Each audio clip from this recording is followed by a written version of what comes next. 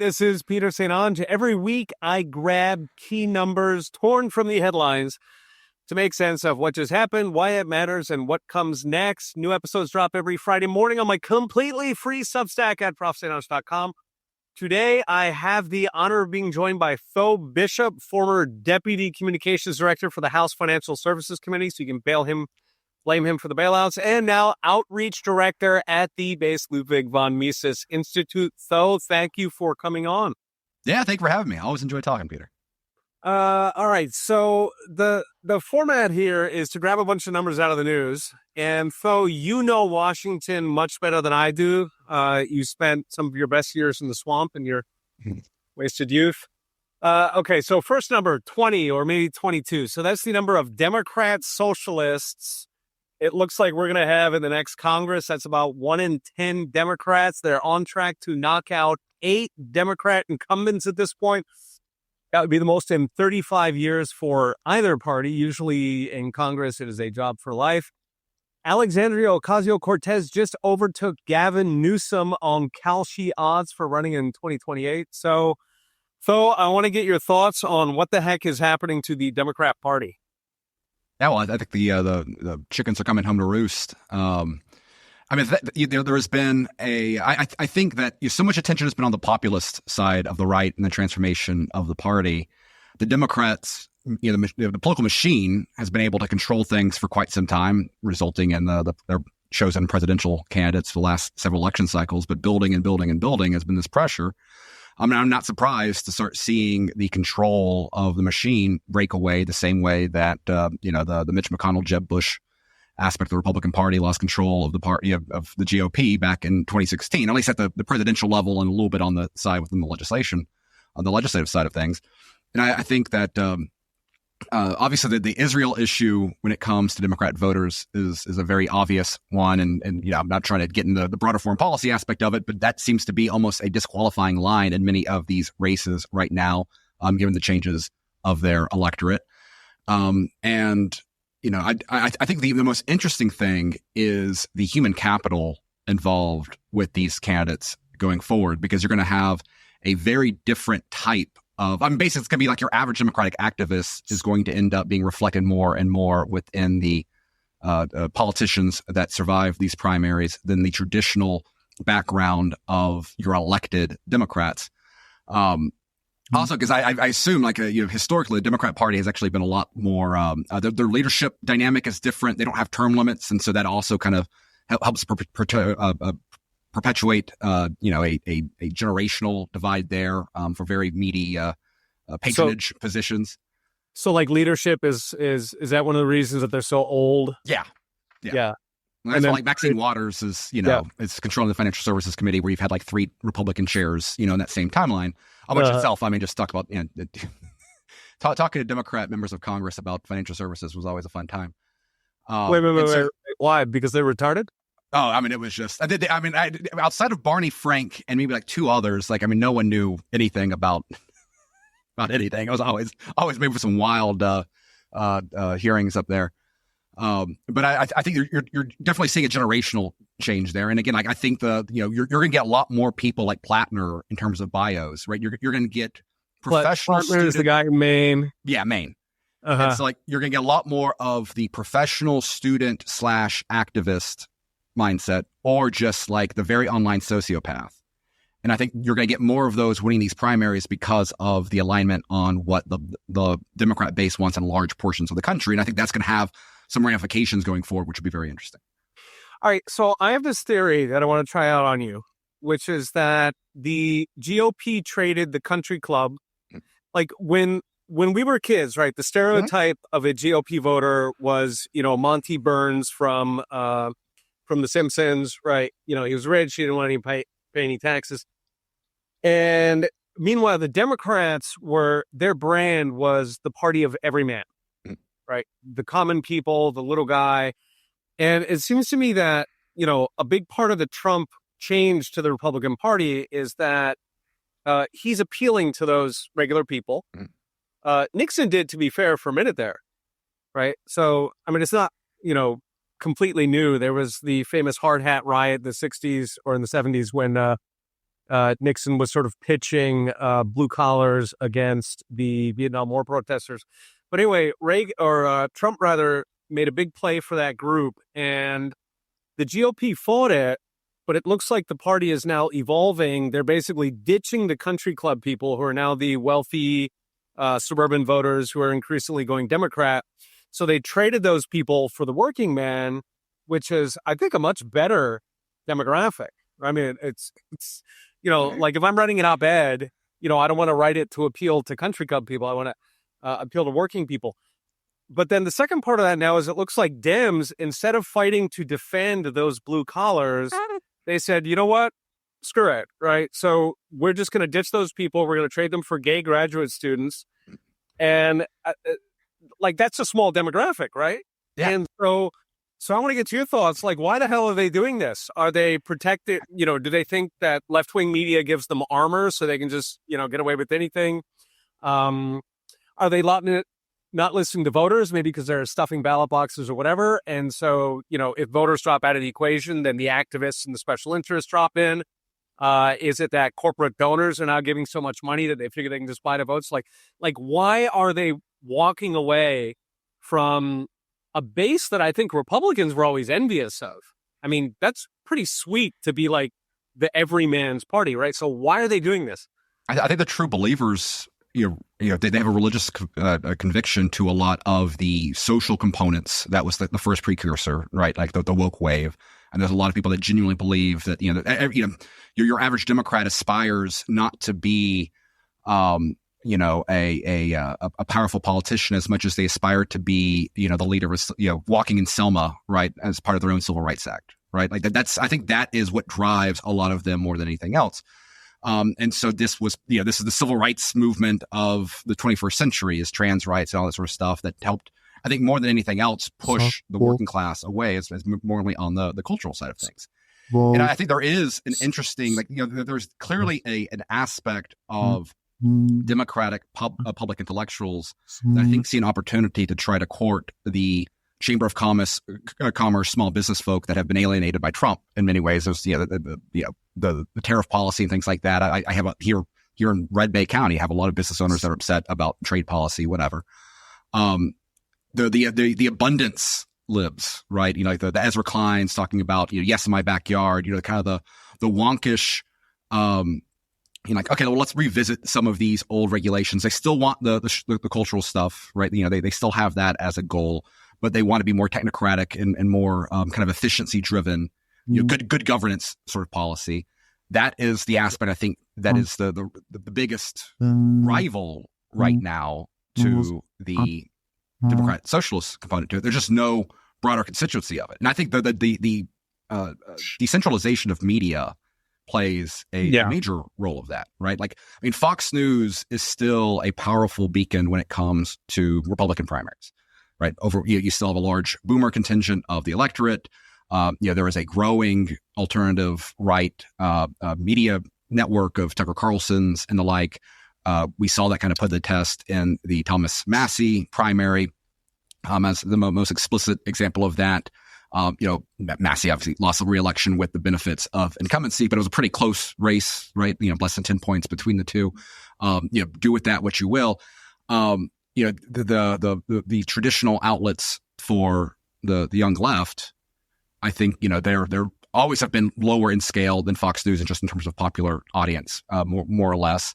But I think the relevance, even with Democratic voters, is going down and that's without their own willingness to play with some of these elements there. Lawrence O'Donnell, right, has been, far left of Democratic leadership for quite some time, at least in terms of his rhetoric. I'm not, talking about what is in his heart or whatever like that, right? And so you have, in much so it's the breakdown of centralized media that makes it harder for the Democratic machine to do anything. The Democratic machine hasn't had much to run on since the Obama years outside of Trump is bad, right? And so here you have, okay, well, why not go full blown on Medicare for all? Why, if we're talking about racism and colonialism, things like that, then, the Israeli issue is an easy one. And again, I think there's obviously there's right wing pushback on that question as well. Very different paths, right? That's a complicated issue. But the way it's presented on the left is very different. And so I think that, when it's not going to be universal across the board. There's going to be certain areas here. I mean, we kind of saw with the Democrat primary in Michigan, you had very different hotspots with very different types of Democrat voters in kind of one of those traditional Rust Belt states. And so that's why, like, when you're looking at the midterms, it's almost, to me, I kind of see it like as a race to the bottom right now, because people are not particularly excited about anything the Republicans have to offer. The strength the Republicans have going into this midterm is that the enthusiasm for Democrats is way down. And the question of what would get Democrats enthusiastic is divided. And I think the generational component of modern politics is the most important story that very rarely gets touched upon outside of, the occasional outburst about $20 burritos or certain things like that. And so, like, I think it's the breakdown of centralized media on keeping the team aligned has, one, created, we've seen it play out more vocally, more visibly in the Republican Party over the last 10 years, but we're definitely seeing that same sort of civil war breakdown on the Democrat side. And I'm not surprised that, in these primaries, the ones that, are able to uplift the most volunteers and the sort of labor that, traditionally is a valuable asset. If you can be, there's enough patrons out there to make these candidates viable. They don't have to get first in the money race, but they're viable. And then you've got, an activist base to show up in primaries. And I think that's resulting in these, the results that we're seeing so far play out on the Democrat side of the aisle. Yeah, I love that model. I think you and I have talked about before, kind of this idea that it's like Gutenberg 2.0, right? Where the Gutenberg press made it very cheap to print. And so to, reach a lot of people. And if you look at what happened in Europe after cheap printing, right? So now you could organize like a peasant protest with 10,000 people next week. We're going to meet on St. Nicholas's Day, wherever, and we're going to go talk to the Abbey and bring a pitchfork. And that upended, I mean, it caused a lot of blood. There was a lot of change in Europe, and substantially the world that we have around us with constitutions and rights and, all of these were won with blood in that episode. But I think you're right to sort of place the beginning of, what's all happening right now, sort of these like almost once in a lifetime switches in the party, maybe, to place those fundamentally at what's happening with media, the decentralization, the internet specifically. And then, I mean, honestly, like the Mises Institute's reach is much, much higher because of the internet now. Than it ever was. Rothbard, I think it was the 1970s. Rothbard said you could fit the entire libertarian movement in a single living room. Yeah. And he himself, the way that he got his word out, I think it was, correct me on the details, but I think it was the Freeman. He had like a paid letter that he was sending out, and, you had to go into these like left-wing anarchist bookstores. Yep. And I guess you could get like a mimeograph copy maybe, and then, he would like advertise in the back of magazines and you could send $20, right, the check. Like that was literally the only way to get the word out. Right. So how many libertarians or just how many socialists for that matter, like how many people were there with non-mainstream opinions that you couldn't get from, Tom Brokaw or Walter Cronkite? And now it's a whole different world, right? You mentioned earlier that the left seems to have not been as good on alternative media. Are guys like Hassan Piker, like, have they finally, kind of found their groove on this? Is he maybe a one-off because, he just because he curses a lot and talks about Israel? Or, is it like shifting where the left is maybe getting taken over by their alts the way that the right already did? Yeah, no, I think that's definitely, I think he's one of the better examples out there of this model working. I don't follow it as much as I probably should, but I think there's a lot of competitors within that space. But I also think there's the byproduct, the backlash of Elon buying X, and the rise of the blue sky component to it, because I think that's one of the elements that helped, was a catalyst for all these.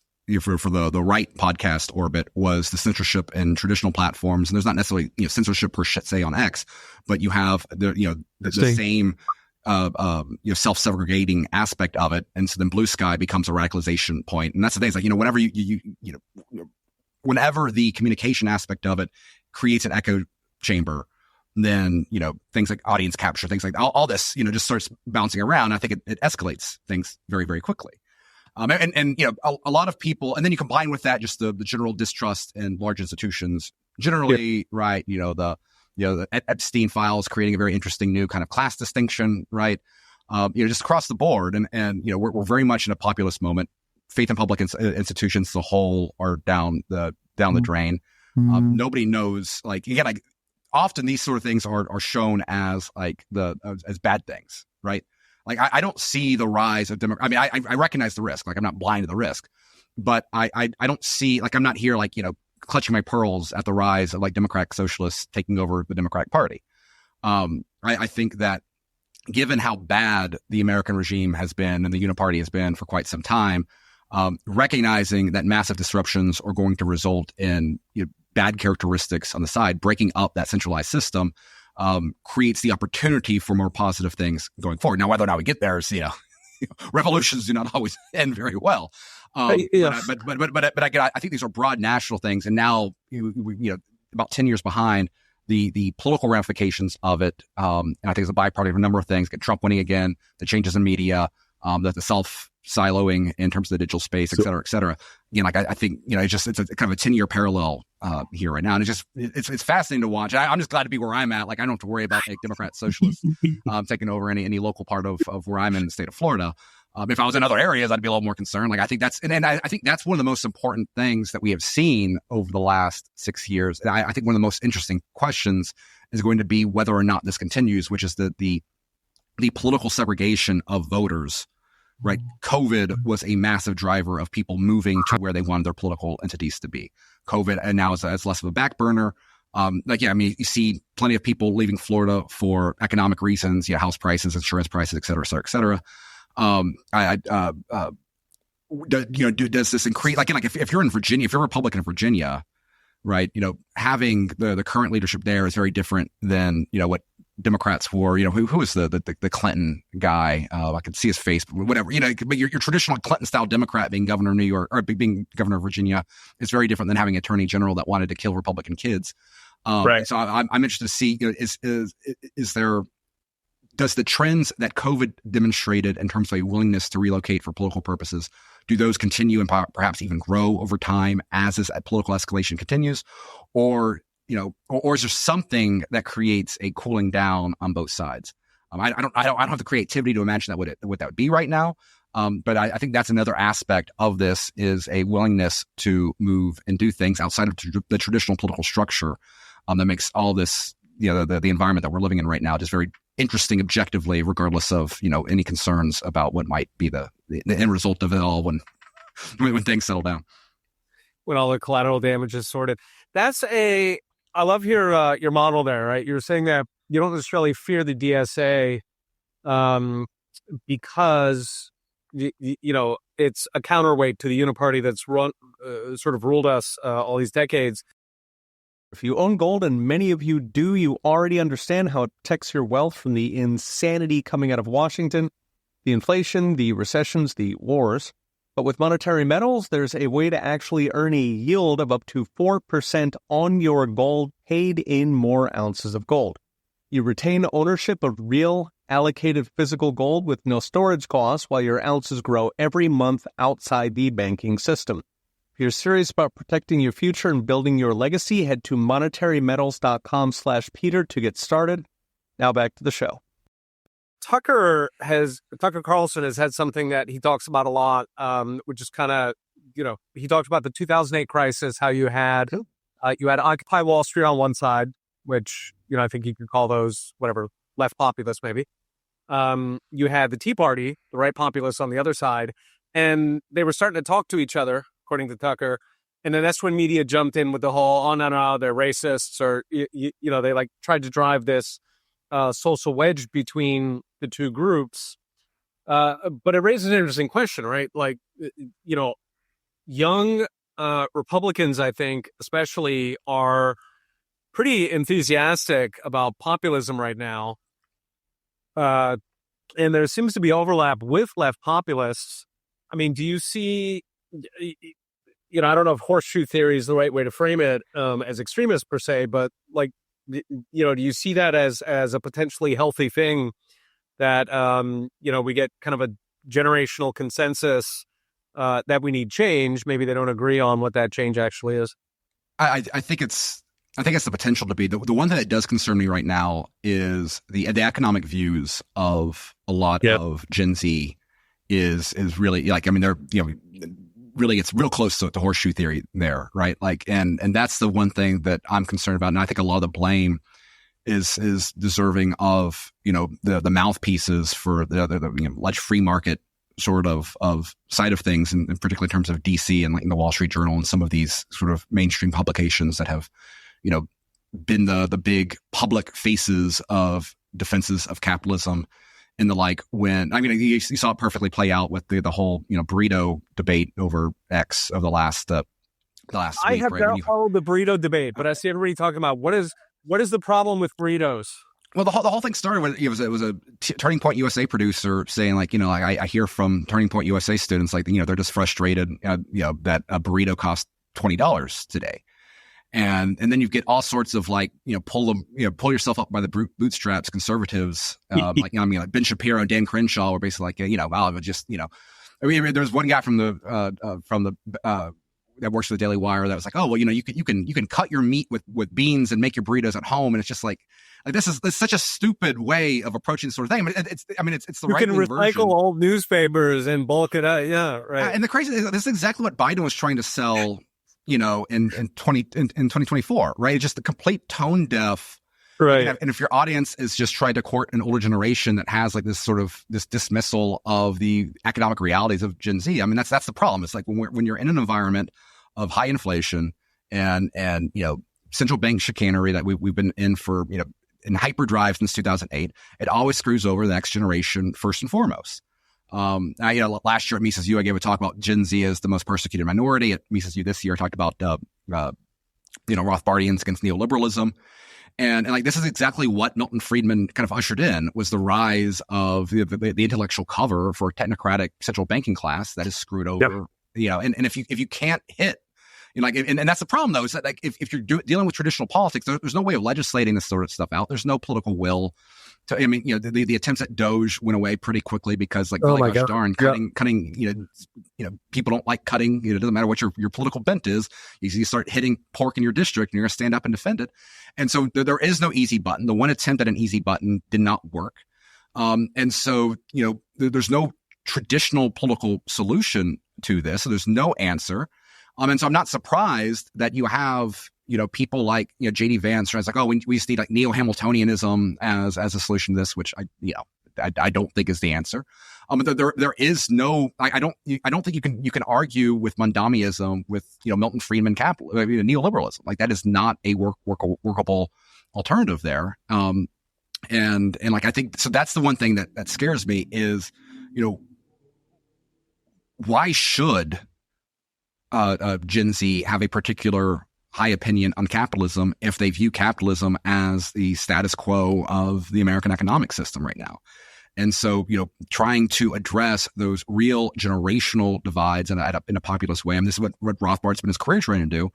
But like, if the complete tone deaf that we see from folks on the right, trying to do sort of things, like, this is exactly what's rushing people into being willing to, conservative democratic socialism. And like, so that's the aspect of horseshoe theory that I think is a real possible outcome. I think that would be very bad. But it's up to, but that is what is being pushed right now, given the way that, the lack of viable political solutions and the way that these sort of things are addressed when, young people have real issues. Yeah, I've been shocked. One of the things with Trump, so I've gone pretty easy on his tariffs. Partly because I don't think that free trade matters that much, like, not compared to regulations, not compared to, say, marginal tax rates, safety in cities. Like, there's a lot of issues that I think are much, much more important. And so my attitude towards tariffs has been basically, they could do some good. They're not that big a deal fundamentally. What has shocked me, I think, is that, like, the entire, so I guess we can call it free market, that oligarchy, so like, they didn't really care about occupational licensing. They didn't really care about, how difficult it is to hire somebody to create a job. to run a mom and pop restaurant. If you go to like small towns in America, they used to be all mom and pops. Right now, it's like a Burger King and a gas station. And the reason, of course, is that regulations disproportionately cripple small businesses because Burger King has like an entire compliance division, and so they can amortize it, blah, blah. So they never really cared about that. But then like the 5% of free market,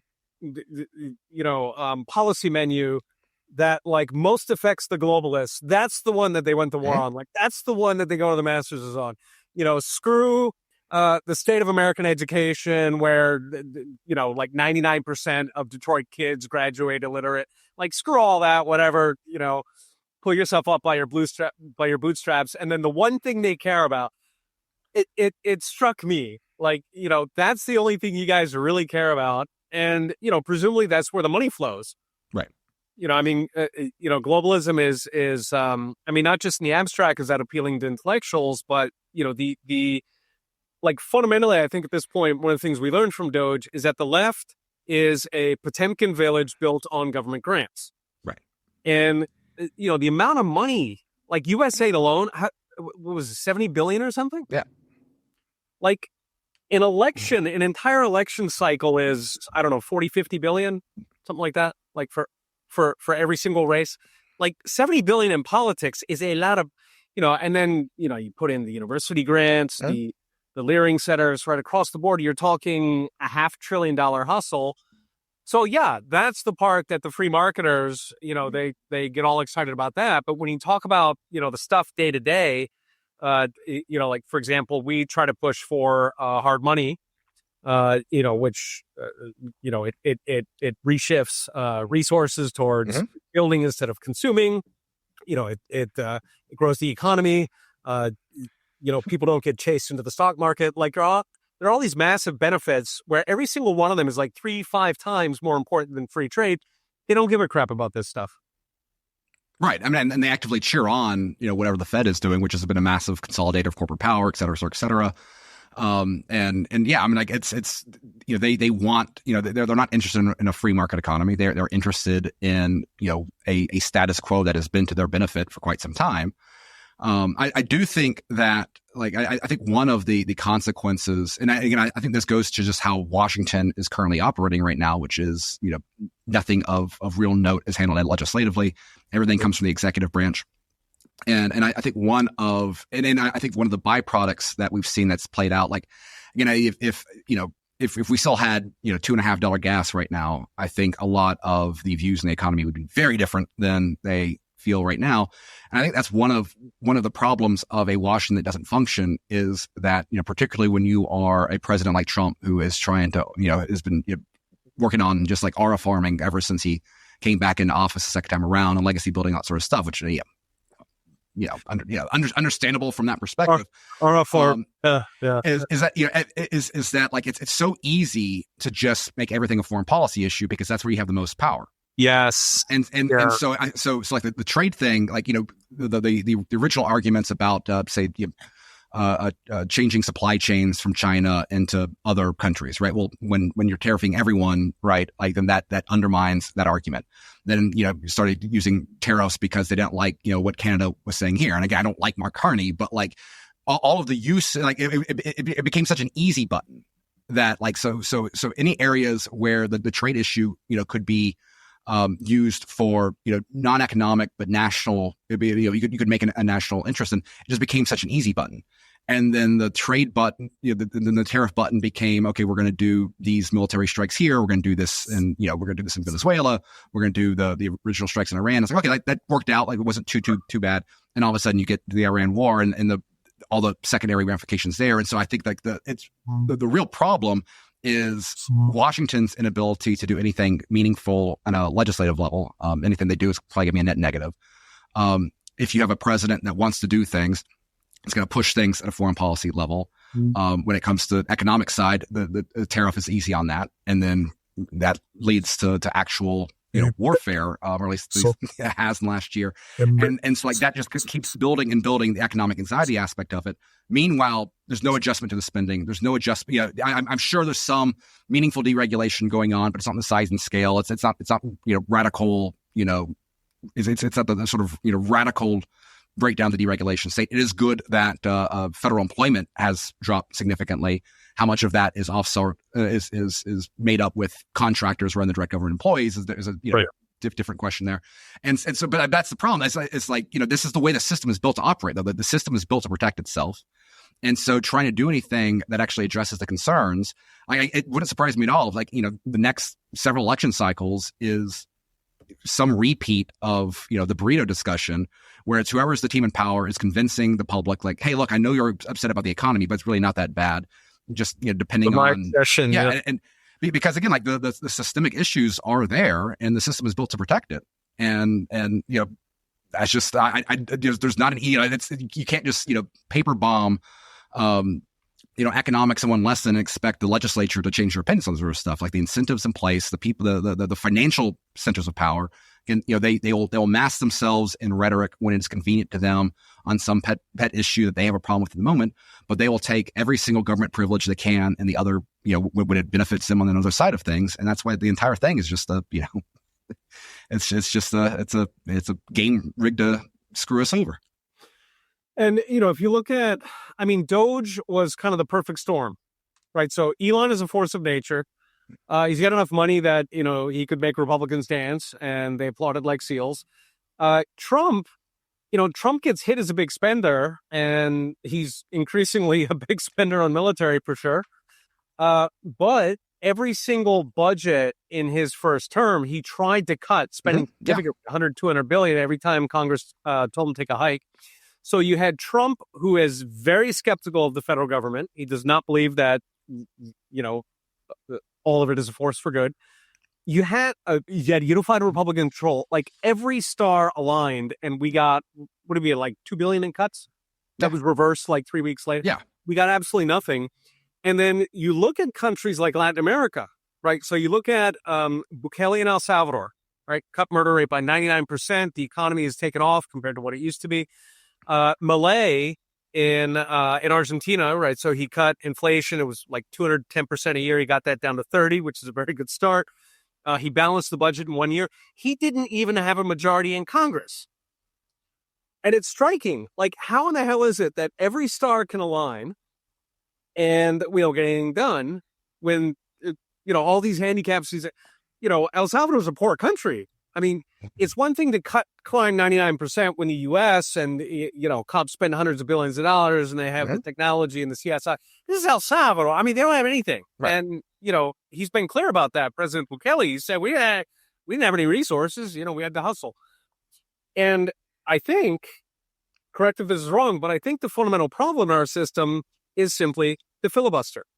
It is the ultimate excuse for Congress to block anything. They go out on the campaign trail. They say, we're going to do this, that, and the other. We got this whole list of 20 ways that we're going to fundamentally transform America, because they know that none of it can pass the filibuster, which is the requirement that any law has to have 60 votes, and almost never does one party have 60 seats, and therefore everything is effectively blocked by the uniparty. Rothbard talked about, he wasn't talking about context of getting rid of the filibuster, but he talked about, and you probably read this, how the system of judicial review used to work before the Supreme Court. And that's topical because I think that's the main fear about the filibuster. But maybe walk through it for people, because I think you've been following this for a long time. What's bad about the filibuster? What's good about it? Should we get rid of it? Should the Republicans jump first? Should we do everything we can to save it? What's the filibuster doing? Well, the filibuster is a relic of a different age, where we had a population that did not, that wanted to put checks on democracy. And the reality, and again, I'm sympathetic to those arguments. I don't like democracy, but the reality is that we are a democracy. And so the filibuster is, I think it's so easy to get wrapped up in, laws and what the Constitution says and so much of what actually governs DC in particular is norms. Often unwritten, and we've seen a gradual decay of these norms over time. And the filibuster is going to be a norm that is going to be eradicated at some point in the near future, just because the situation we have right now is not tenable. There's so much more systemic issue. So it worked when the parties were closer to each other and you Yeah. had kind of this consensus between the two parties, but now they've divided so much. Yeah. Okay. Exactly. I mean, you can have a functioning democracy, whether or not it's desirable or not, but you can have a functioning democracy when you have common values, common culture, some sort of higher in a population interested in debate and reason. And you have no real common appeal to values right now. There's no way to align your democratic socialist and your average your average right wing populist or traditional republic. Like there's so much there's so much that are just fundamental differences than questions that we could have in the 1990s, much less the 1790s, right? And so this is now democracy is now war by other means. It's conquest. And so eventually someone is going to pull this grenade, and whoever's the first user of that grenade is going to extract massive benefits. And the Senate wants to delude itself into believing you have certain institutionalists within the Senate that want to believe that this is they can patch it back up and that the status quo can hold. That ranges from I'm gonna get to I'm gonna go back to the point I wanted to make there. But that is why, this is going to change. And so from the get go, if you really were, if there was real interest in preserving the filibuster and trying, because the argument is that, the Senate is going to be a chamber of temperament and it's going to require compromise and all these, very romantic ideas. That, which doesn't happen. That's just not the way any of this stuff operates. They don't legislate. The leadership picks a position and you get on board. If you don't get on board, then you're on the crap list and you get campaign knives out. And the position was written by lobbyists. These guys are not sitting there, reading philosophy books at 3 a.m. And so that's the argument. And then, what holds it up is that people can point to oh, golly gosh darn, if we didn't have the filibuster last time, then this really bad legislation would have happened. We got plenty of bad legislation, but that really bad legislation didn't happen. So that's the game that keeps it in play right now. What's going to go away? And if they really want to be serious about it, they could have forced a vote to actually put into law the filibuster. So it can't be changed ad hoc. Yeah. And that would have put, and if that was the case, then at least that prevents a little bit of the arms race there. But obviously they don't want to do that. That'd be too, that'd be treating reality as real, which the Senate doesn't like to do. And so this is where we're at. And so, what builds anger and distrust, and again, I'm not saying these are bad things when directed to the federal government, but if you were in the interest of restoring faith in Washington, at least for your side of the aisle, then you would want elections to have meaningful, lasting consequences. And that's what we haven't had for quite some time. And I think one of the biggest, I think an underappreciated aspect, you're bringing up the Supreme Court, is I think nothing has done more damage, or damage nothing is more responsible for the current environment than the Supreme Court in the 2010s. I think Justice Roberts' a politicized view on Obamacare is, I think, what tanked the constitutionalism on the right. That's how you get from the Tea Party to MAGA, is when you show the Tea Party that the Constitution is for losers because you can't properly adjudicate Obamacare. That radicalizes the only people that gave a damn about the Constitution. And then it was the decision on gay marriage that showed that massive progressive civil rights victories were possible, which helped further empower a generation of Democratic activists that are now running for, this is the DSA generation of today. And so it's Roberts, by being an institutionalist, it's the Senate, the Supreme Court politically trying to act like it's beyond politics, is, I think, as much as anything else, driving where the federal government is right now. And again, this sounds like a condemnation. Again, I'm nothing is more dangerous than a Washington that functions well. A uniparty Washington is Washington that functions at its best, right? So again, I'm more than happy to deal with the chaos involved here. But I think if we're trying to understand exactly where we are right now, again, so much focus is put onto Trump, where Trump is just a symptom of it. And I think in many ways a moderating force on what could be happening next on the right. That so much of this conversation gets so focused on the here and now, failing to recognize just how systemically and fundamentally both Washington is broken and also changing at the same time. A word from our sponsor. No amount of time spent learning about macroeconomics or politics can save you from the fact that our money is broken. You can protect yourself by taking full control and holding Bitcoin in 100% self-custody. Now, there's a learning curve, but it's not rocket science, and you'll be in expert hands with my friends at The Bitcoin Way. They'll guide you through the process step by step, from setting up your hardware wallet to running your own node one-on-one and at your pace. Download your free self-custody guide from The Bitcoin Way by scanning the QR code or clicking the link below. The time to become sovereign over your wealth is now. Stocks and even gold are all over the place. If you're ready to diversify, Abundant Minds makes Bitcoin mining simple, transparent, and human. You can deduct every penny thanks to Trump's big, beautiful bill. It's a 401k for Bitcoin mining. Founded by a husband and wife team, Bo and Christine Marie Turner, after losing $500,000 to broken promises in the mining industry, Abundant Minds was built to protect investors. You own the machines. They make it turnkey with hosting at their facilities in Oregon. Pricing is clear with one flat monthly fee and no surprises, and they guarantee uptime so you can keep earning day in and day out. If you want easy diversification without pressure, learn more at abundantminds.com/Peter to get some of your first Bitcoin mined for free as a gift to my audience. Now back to the show. Yeah, well, it's an interesting model.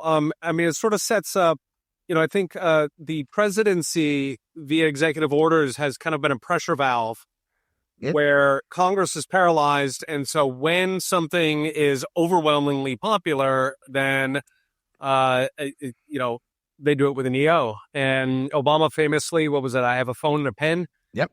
But of course, the problem is that if that's being differentially rubber stamped by party, you gave the example of gay marriage. So that in the 1990s, there was a referendum on gay marriage in California, which lost. Right. So the consensus of the American people was not. They were not ready for gay marriage. If you lose in California, you're not ready. Yeah, no, it lost. I believe it was 2008 on the California budget, on the ballot as well. Like it was literally Obama year, like literally Obama era. It's still lost in California. Yeah, I think you're right. Yeah, they call it was Proposition 8. Proposition 8. But yeah, it lost. The country was not ready for that. That is very clearly the kind of thing that democracy resolves. It's not a question of personal. I mean, if the Constitution is mute on it, then that means that, it's supposed to be a question for democracy. Because if not, right, if the judges are reaching in, they're blowing through stuff. And by the way, the judges all the time come in and say, well, this isn't really a good status quo, but it would be really disruptive. They were talking about that with the Federal Reserve, for example. Right. So in theory, maybe presidents can fire, Fed board members, but it would be really disruptive. So, okay, well, first of all, that's not your job. Right. It's not your job to weigh the consequences of things. But secondly, they're clearly perfectly happy to be very, very disruptive when it goes one direction, not the other. And so that's going to radicalize people. Now, what happens? Okay, so just kind of game through it. So if the filibuster goes down, what are the doomsday policies that each party can enact? Well, it seems like Trump's ambition is to require, photo ID and ballot boxes, which would be a doomsday scenario for Democrats. Then the left, like, it was, like the Green New Deal stuff, right? Yeah. It was a Manchin, and it was, who was the bisexual senator from Arizona? Oh, Sinema. Gillibrand? Sema, yeah. Yeah.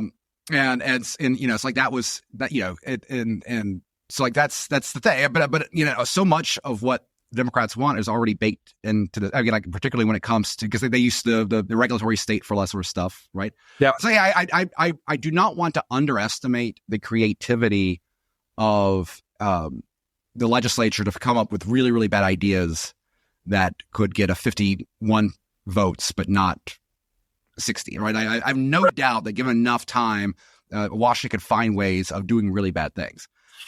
But the other side of it is a system where really bad things are happening, just not through traditional process. And so like, again, it's a mess. Now what is interesting though is that looking at comparative political systems is that there actually is meaningful governing going on in the United States of America. You can get something closer to, what Bukele was able to do in El Salvador, and you see the play out at state level, right? I mean, DeSantis even built his own prison on Alligator Alcatraz, right?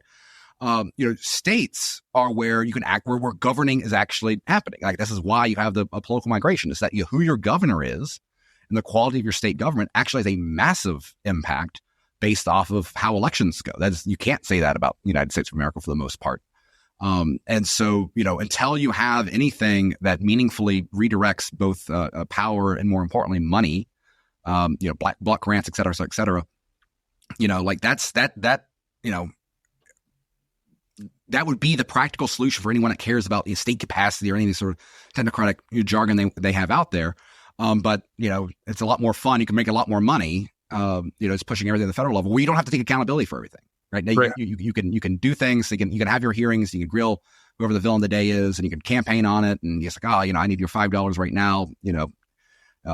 Badger elderly people into donating their social security check, because that's the theater they watch on Fox News, and so it plays with the crowd. But right. That's the way the system plays. It's to enrich the people in DC. It's not to actually govern meaningfully and really in any direction. It's just the natural slow creep that of culture and kind of soft power there. And if you actually want to get things done, run for state legislature rather than federal. Yeah, well, that's fascinating. Federalism is fundamentally the solution to it. You could argue that, in a sense, you want Washington to be paralyzed to the extent that the states can fill in the gap. Now, of course, the problem is that if something is reserved for Washington, right, paralyzed with this incredibly unpopular status quo. But then that brings us back to the filibuster, because two of the doomsday things I've heard on the right that they're concerned about is that they will admit new states. So Puerto Rico, DC, so you get 4 more senators. It's not catastrophic, but that moves it significantly. They would amnesty all of the illegals. So whatever large number that is. And then the ultimate doomsday, and both of those are essentially impossible to reverse. Right. Once DC's rid as a state, you're not going to unadmit it. Once you've amnestied 30 million people and given them passports, we're looking at it right now. It is game over. Trench warfare for every single one. And then the big one, though, that they worry about is packing the Supreme Court, right? And Rothbard, you're familiar with Rothbard's his discussion of Marbury v. Madison, where it's a legitimate. Okay, so maybe walk people through that. How would it work? Like, if the Supreme Court were packed, and so then it just becomes like a rubber stamp for Congress, and so nobody pays attention to it anymore. How many divisions does the Pope have? If nobody cares about the Supreme Court anymore, what happens next? Like, what is the constitutional constraint? Yeah, I mean, that's part. So much, again, this goes back to the norms issue, is that so much of what gives these entities power has been their ability to project a level of expertise and neutrality and independence and et cetera, right? That would be true for the Supreme Court, be true for the Fed. And that has allowed these entities to build its influence and power. In the case of the Supreme Court, very, very early on. I mean, we're living in the world that John Marshall made more so than what the Constitution explicitly outlined there, as the grandfather of judicial review and everything that goes with that. And so if you want to, given the issues with the Supreme Court, and again, now we have Clarence Thomas referencing Rothbard's works in his decisions. So my opinion of the Supreme Court has gone up a tick than it has been several years ago. But the best way to delegitimize that would require a reevaluation of how these institutions that have acted in the case of the Supreme Court hundreds of years would be to reveal them to be the political entities that they currently they always have been, right? But it's making explicit the implicit. Same thing with the Fed, right? The Fed is now seen, I think, increasingly as a political entity rather than some sort of wise, independent, technocratical institution that has access to profound knowledge, et cetera, et cetera. And so the more that you expose that these entities are explicitly political, then one, it changes their view amongst the population. It changes their view amongst legislators that now have to deliberately think about these sort of things, and then can spur responses from competing government entities, whether that be federal legislature or be it states being less willing to abide by these sort of things, right? This helps breed the conditions for rising nullification and things like that. Some of these, American traditions that have gone very well out of vogue, particularly in post 20th century America, but are still baked into the kind of the American history in a way that could be evoked in unprecedented times. And I think politically, we very much are in relatively unprecedented times. I think, and these are not just Trump says vulgar things and doesn't act like a normal president. No, it is the changing in media in the way the public views things. It is the decline in trust. It is the declining lack of respect. It is the declining polarization. It's these very real things that are going on in real America, not what's going on in DC, that are social conditions and social views that we have not seen at this level, at the very least since the progressive era. So, I'm not going to try to undermine Reconstruction, right? There have been very deep divides amongst American citizens historically, but pretty Pax Washington of 20th century on, these are very new challenges, and one of the benefits of current Washington is the lack of genuine intellectual interest, both in deep philosophical questions or just basic American history, which allows people in power to be confused by very obvious things that are happening in a very short period of time. Yeah, what's interesting, the idea that so people sort of shift, as issues shift from the national level to state and then to local, people get more engaged. They care more about the political process. It also becomes more responsive. And I think we've been seeing that with the DSA. Like the Mamdani model was that he didn't spend a lot of time talking about, the philosophy of communism. Yeah. Right? He talked about rent, free shit, free buses, discount groceries. It was very pocketbook. As you mentioned earlier, to the extent that young people especially feel that the system is rigged, it speaks to them. We as economists have argued against rent control for decades, right? Because it creates a shortage and, it ends up making everything worse. The disaster of New York that just got Mamdani elected has had rent control for 50 years or something. Yet that's not resonating with regular people, and they're responding to those pocketbook issues. And the system that did exist before we got this Washington Leviathan between the Supreme Court, would sort of tip the scale towards federal power, and at that point, all of the important things are now decided at the federal level.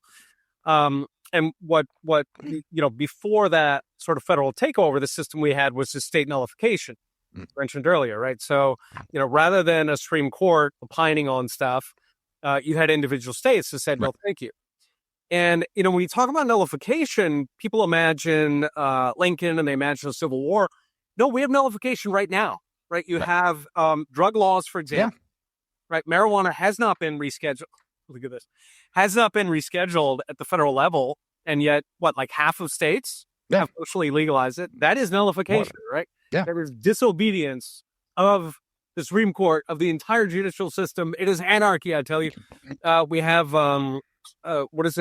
sanctuary cities, right? We have, I'm sure there's other things where states are just completely ignoring the federal government. They're saying, yeah, thanks for your opinion.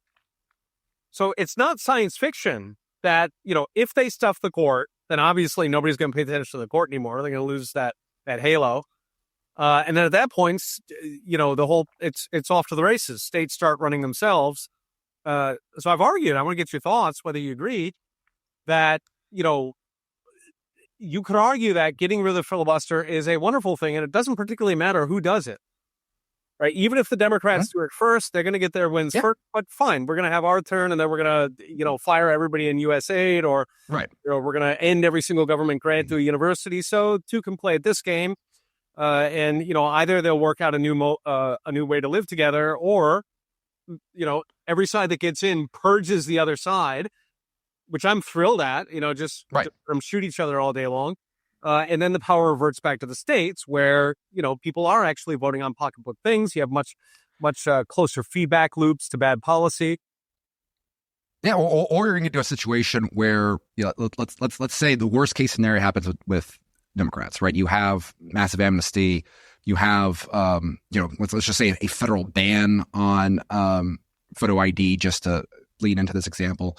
Let's say you get to a situation where red states no longer believe there is a viable political solution through the ballot box for dealing with the federal government. Well, that requires changes in how states view that relationship.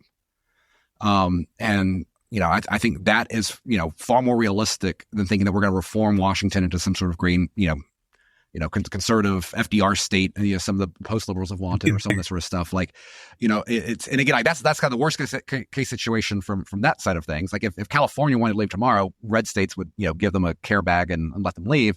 I have a feeling that a Democrat-controlled Washington would be a little less forgiving if Texas tried to do the same thing.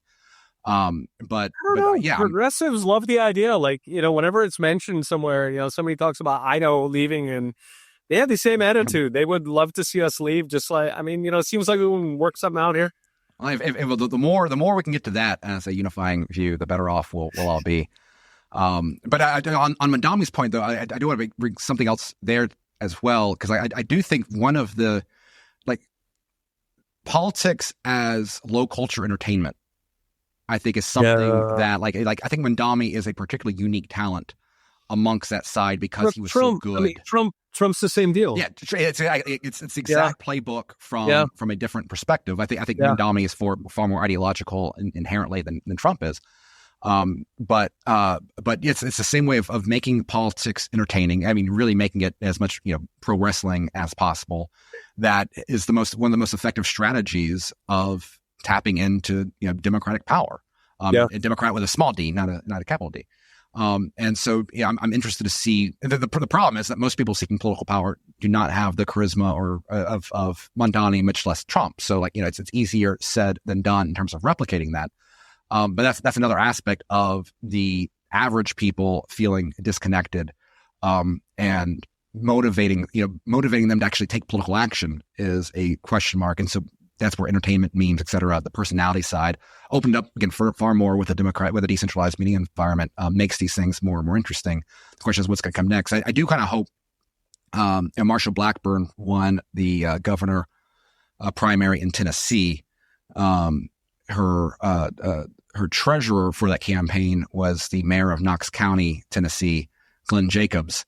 And if politics is becoming increasingly more like wrestling, which has been true for at the very least for a decade, having a professional, a WWE Hall of Famer enter the Senate offers up some interesting possibilities in the future. Glenn Jacobs, big critic of the Feds. I'd like to see that, but that's exactly the sort of skill set I want to see in terms of having any interest in political races going forward. I will take WWE wrestlers who are skeptical of the Fed any day of the week. It's a fascinating model because traditionally, sort of the knee-jerk reaction when you start seeing politics getting personality focused is people start looking to eras like the Roman Empire, right, where institutions decay and then personalities take over. Caesar is, the classic example of that. And people they hand-wring that, our institutions are crumbling, and historically it hasn't always ended well. But it's an interesting question, sort of bring this back to what the internet fundamentally is doing to politics, that it's democratizing it. I think the fate of both parties is populist, whether they like it or not. It's rearguard actions. This is, the internet doing that, expanding reach. A single TikTok video about a burrito, can overwhelm all three networks all at once. And so, the question is, are we decaying into this Caesar Civil War moment where the institutions are crumbling and therefore people are, going to personalities, or do we have this external shock? This time is different. We have this internet that is just completely transforming the conversation, decentralizing the conversation. And that is what's both promoting personalities and crumbling the institutions, because people can finally see what's in the sausage factory. What are your thoughts on that? I mean, I do think that we are just, that society is fundamentally different than some of these historical And so, and some of these historical examples, I mean, you can't imagine like having as many, I think the amount of people willing to fight in a civil war is vastly overstated by online LARPers to that extent. Yeah. But so I don't know. Like Okay, I've got the ability there where yeah. I'm not certain exactly how it plays out, and also like why I welcome this. Like there are dangers. Like I'm very fascinated by various histories of revolutions, and many revolutions end up in a worse situation than they were before. Like this is not blindly cheering everything as it goes on. But to me, like it's given. I think that there has never been a country as powerful as America, or perhaps better stated, a city as more powerful as Washington. Yeah. Governed by people as dumb as they are. Right? Like you can imagine, for all the faults of the Roman Senate, their IQ was probably higher than, there's probably not a lot of Maxine Waters in the Roman Senent, right? And so that combination of power, so much power, so little. Is that's why I regardless of outcomes, this is just where I see things inevitably heading. And I don't see, like, I think that there was, I could have bought the possibility for Trump 2.0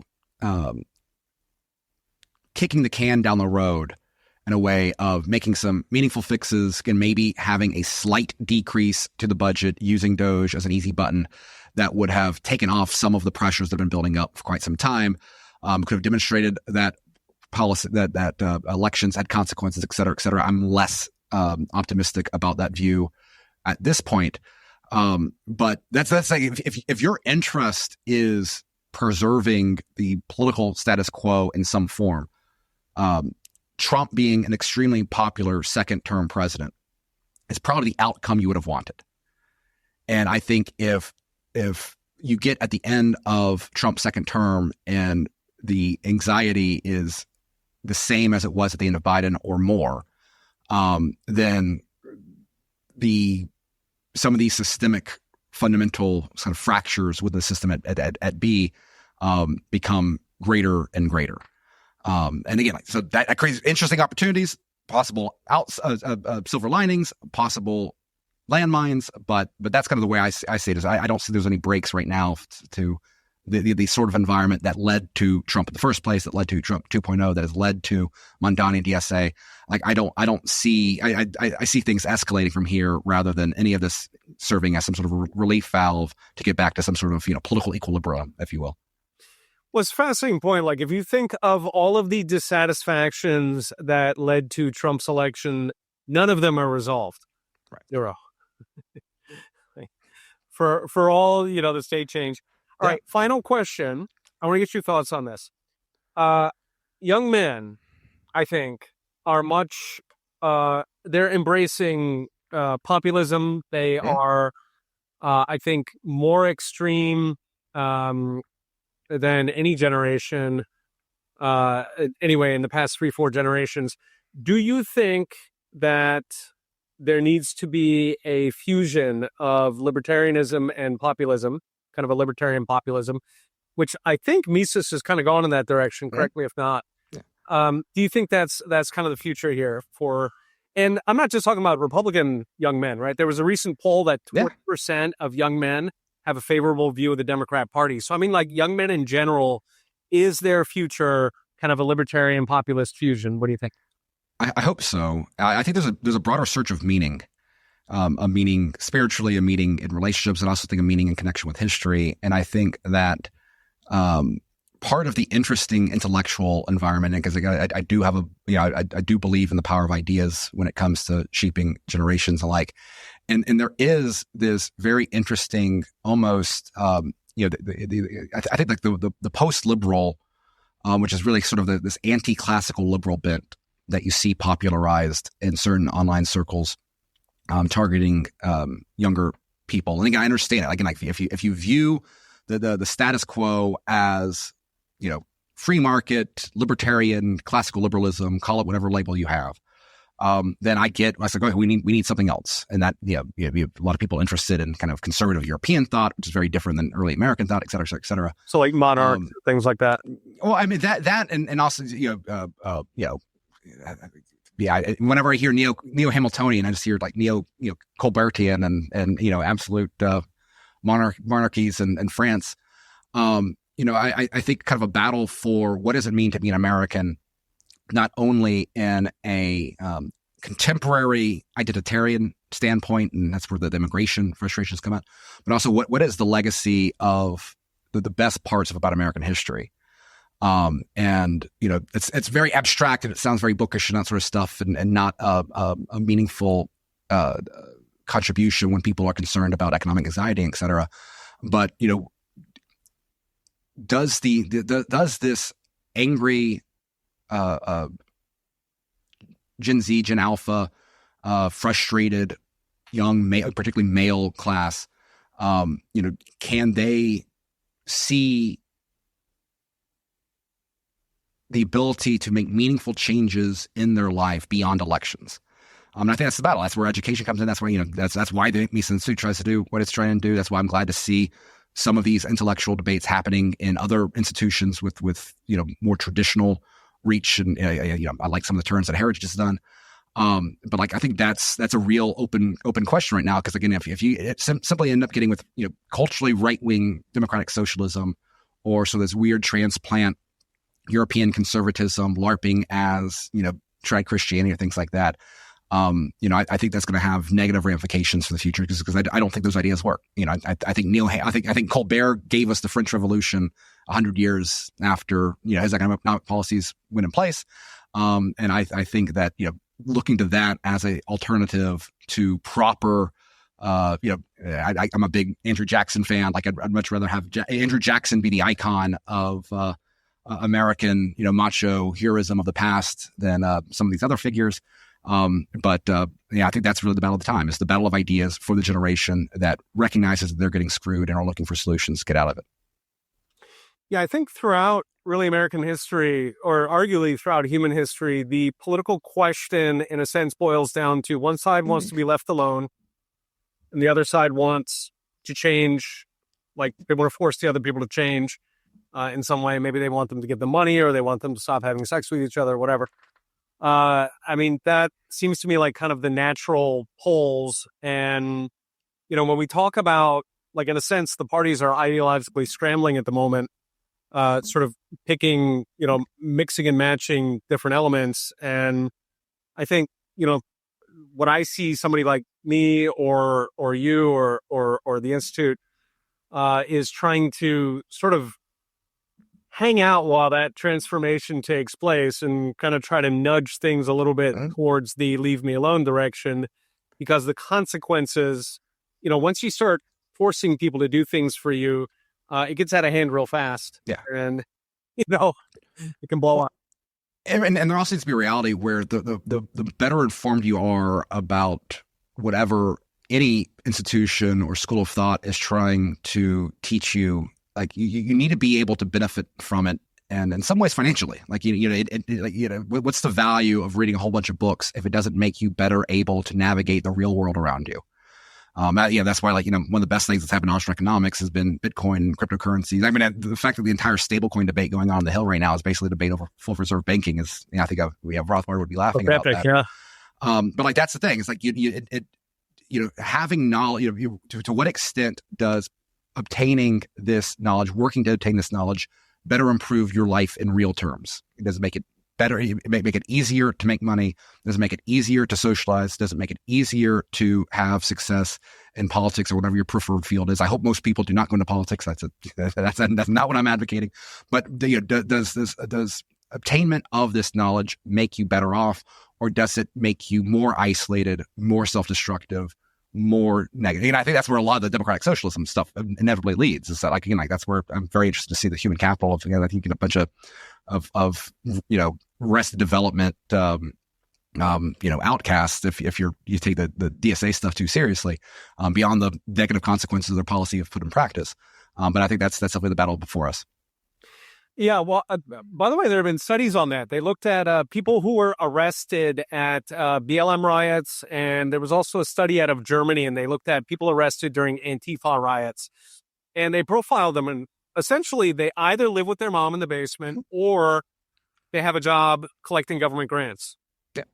They work at an Yep. NGO. Like that is the entire Yep. movement is and you know, I think you're right. Like the DSA is basically fully committed to the whole make people do stuff, which is you know why I think is very dangerous. What I think is fascinating for all the shit that the manosphere catches, and you know, you do have misogynistic and racist, and you know, you've got all these elements to it. But like the core, I think the vast majority of the content in the sort of masculine movement is betterment. It's Yeah. self-help. Go to the gym, get your shit together, wake up on time, clean your room, Yeah. get a job, you know, study stuff, build a business. Like it's, and I mean, that was like the whole shtick. You know, if you go back to like the 19th century, like the big books, they were all self-help. They were all stuff like that. You know, you accept the grace of God so that you can make more money at your, you know, core store or something. Right? I mean, this is, you know, Yeah. there's a long tradition to this, as goofy as some of these guys may seem. So, and I think that young men are, you know, a lot of them are sort of tending to the roses. You know, they're politics is exciting by design. Yeah. You know, it's about angels and knaves, and it's kind of designed to get you involved in it. But I mean, fundamentally, like, you know, if you ask yourself, what if Trump had lost the election last, you know, 2 years ago, what in your life would be different and how much? You know, Well, it's easy to keep an optimistic bent because I do believe that, you know, history is shaped by winners and not losers. And when I say winners, I don't mean simply, you know, who wins an election, but like successful people and like basement dwellers typically do not make history. And I think that there's certain ideas that lend themselves to different directions there. And so that's something that, you know, for all the inks, and it's so easy to get caught up in, you know, whatever drama the day is. You know, I think that, you know, alpha chads are going to have more success than basement, you know, than, you know, basement dwelling coomers. And like, I think that's probably good for the future of America in the long run, regardless of whatever might come in the short term. that's quotable. The alpha chads will build the future. All right. So thank you for coming on. How can people keep up with you? Yeah, you can. I'm not as active on Twitter as I used to be because I've been a very stupid year, but I'm still on Twitter and on X at the Bishop, and you can find we got our Power and Market podcast to the Institute, comes out every week, usually on Thursday mornings, or Thursday afternoons. So always find me there. What do you do on the Power and Market podcast? You guys usually have a guest on, and it's you and Ryan. Oh, so it's Ryan McMakin, Connor O'Keefe, and myself. We usually just riff off of whatever the headlines of the week are, right? Our bent. Yeah, we have a good time on there. Always a good perspective most of the time. Okay, so those are this week's numbers. Thank you for tuning in. Come in next Friday or get everything in your inbox totally free at profstayhouse.com. Okay, we'll be watching. See you next time.